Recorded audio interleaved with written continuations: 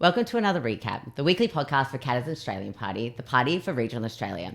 This is a podcast where we get to talk about what our MPs have been up to and how they've been working for you and their electorates. I'm Sarah Major, and for today's podcast, I'm joined with Nick Demeto, the Deputy Party Leader for Katters Australian Party and member for Hinchinbrook. Good morning, Sarah. How's it all going? Oh, it's been a long week, but we're here. Absolutely. And tell us, what are we up to today? Well, before we get into the recap, I just want to talk about how our viewers can get this vintage T-shirt. I haven't seen one of them for years. Yes, this is the original logo. I'll just hold it up so everyone Wow. can have a bit of a look. It's actually signed by Bob and Robbie. So this is our original one from the inception. And there's only 4 of these left in existence, I think. I can only imagine. Yeah. Oh, it's made in Queensland, Nick. Not just Australian, made in Queensland. Yeah. Don't see that very often these days. So speaking of made in Queensland, Bob Katter. He's definitely made in Queensland. But he's been busier than a taxi driver on New Year's Eve this last week, I can tell you that. Hey, Sarah, one of the things that Bob's been working on, and he's been working on this with Shane and Robbie as well, of course, but making sure that he's holding the federal government to account on the foot and mouth disease and the lumpy skin disease threat we have in Australia right now. So he's been engaging with not only federal ministers, but he's also put an engagement document together, industry engagement report from people that he's spoken to, graziers, cattle farmers, those sort of people involved in the meat industry across his electorate, so that he can actually bring that voice in the Canberra.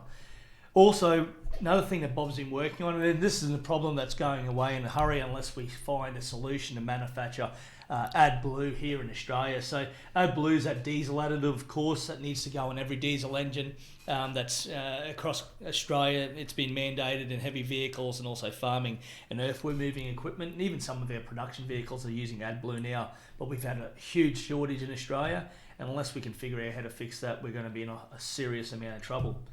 All right, Sarah, we've also had Bob brief this week on exactly how the reinsurance pool is going to actually work for cyclone and flood affected areas up in regional and North Queensland. As we can understand, the cost of insurance has just been driven through the roof over the last 10-15 years, and this reinsurance pool will help bring down those premiums for mum and dads and even people with strata title insurance. Also, while Bob's been out on the road, he's been running around in Innisfail this week. He went out to Ozcartons, Mary Phillips's place from Mainstream Aquaculture, and also attended the Coast Guards Awards in Innisfail, which is great to see. He also toured Mount Isa, and he met with St. Kieran's School. He went out to the Buff Club. He also went to Pastor Keith Christie's place from the Christian Outreach Centre, and got to catch up with those people. Oh, I love the Buff Club. When I was in Mount Isa, they make the best chicken palmy I've ever had. But it's like different. It's got avocado on it. It's fantastic. Anyway, speaking of Mount Isa, we've got Robbie, the man of Mount Isa. What's he been up to this week? Yeah, well, Robbie, he's also, like I said, he's been working with Bob and Shane Knuth and myself on this lumpy skin and foot and mouth disease threat that we've got from Indonesia right now. And part of that is, so as people may or may not know, the federal jurisdiction is to make sure the stuff doesn't get into Australia. And if it does potentially breach our borders, it's up to the state government and Biosecurity Queensland to make sure that they contain and stop its spread. So he's been working with the state to better understand and support and find ways to get the information from his electorate back into Brisbane, so they understand not only the vastness of the problem, but the threat to this $80 billion meat industry we have here in Australia. Him and Shane Knuth collectively did some media this week calling for the state government to do all they can to help eradicate the feral pig population here in Queensland. Foot and mouth disease can be carried by pigs, and you'd be hard pressed to find a farm in regional Queensland that isn't affected by feral pigs, and if they're carrying foot and mouth disease, a huge problem. And last but not least, he also attended the Boulia Camel Races.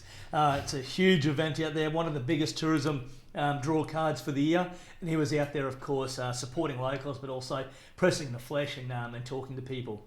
Finally, he was in Townsville on Monday to record a couple of new podcasts for the Capcast, which is one of our bi-monthly podcasts that we put out.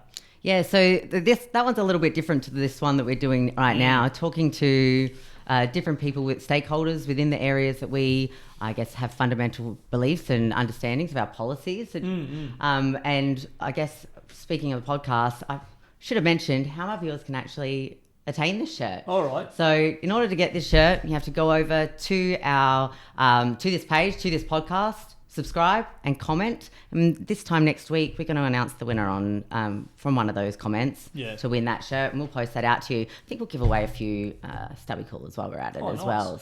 So moving on, what's Shane been up to this week? Shane's been busy as usual up there in the Hill electorate, and he was up there at Lakeside Community Church at Yungaburra for their first anniversary service and lunch. So he caught up with them this week. He also went out to Atherton Army Cadets their night, in their presentation night. Shane was out there visiting them, and I believe they're called the Western Front Army Bear Cadet Unit. So that's a great little group of Army cadets out there, potentially going to protect our country at one stage in their life. So Shane also, while he was out in the electorate this week, attended a number of meetings in Innisfail, including the Innisfail State School, regarding the Kindy, LinkQ, and the school's wish to have the program extended, which is probably really good for some of those kids up there in the Hill electorate. And also he met with the Cairns Hinterland Hospital Health Service and the Castro Coast Regional Council to discuss some of the car park issues they're having at the Innisfail Hospital. And another great thing that Shane's been involved in this week, of course, is the Queensland Youth Parliament, but they're doing something a little bit different this year, Sarah. They're actually heading all the way up to Thursday Island in the Torres Strait, and Shane headed up there yesterday to be a part of that. There's actually 50 students from across the Torres Straits and the Northern Peninsula that were actually participated in this Youth Parliament. So great opportunity to do a mock parliament and teach kids not only what it's like to debate in public, do a bit of public speaking, but also get a roundabout idea how Queensland Parliament works. I spoke with him this morning as well, and he mentioned that they come forward with policies and ideas for their communities, and coming from a young age, just developing them from that age to be leaders in their communities. It's a great way for young people to get involved in politics, but also just understand the democratic process. All right, so this week, you're going to probably ask me what I've been up to next, right, Sarah? Yeah, I think we need to know what you've been up to, Nick. Busy? Once again this week, we've seen Townsville once again fall into the trap of the scourge, which is youth crime crisis, which is playing out across regional Queensland. And we've seen a number of cases this week where stolen vehicles have been running around Townsville, and we'll also report in the Townsville Bulletin of a 15-year-old that was a violent offender to actually avoid jail. So people are right to be upset about this, and we're starting to see people become more and more frustrated out there in the public space, and when they're continually told that QPS can't do too much to help them, and it's because the legislation's not there to back them up. You can understand why people are becoming frustrated. On the note though of QPS, also out there in weapons licensing branch, they've actually had an injection of $1.6 million to help speed up the licensing and permitting process for Queensland licensed weapon holders out there. So making sure that they can streamline and speed up that process so people aren't waiting for their renewals as long as they have been, and the massive backlog on PTAs, and that's permit to acquires, of course. Also earlier this week, I called on the Federal Health Minister and Aged Care Minister to engage once again with the ADF to help out with our aged care facilities during this time of increased COVID numbers.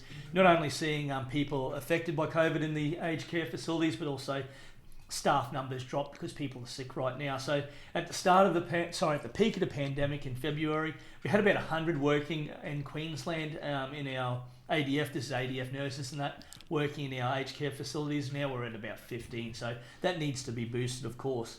And also, I want to quick shout out to a couple of our community organisations that recently benefited from the Gambling Community Benefit Fund round. So we had the Blue Water Brumbies get a lump sum of just over $26,000. Wow. Herbert River Jockey Club, they'll be absolutely pumped to know that their kitchens are being upgraded to the tune of $100,000. Herbert River Men's Shed, I did a visit out there last week. They'll receive $12,500 for new equipment.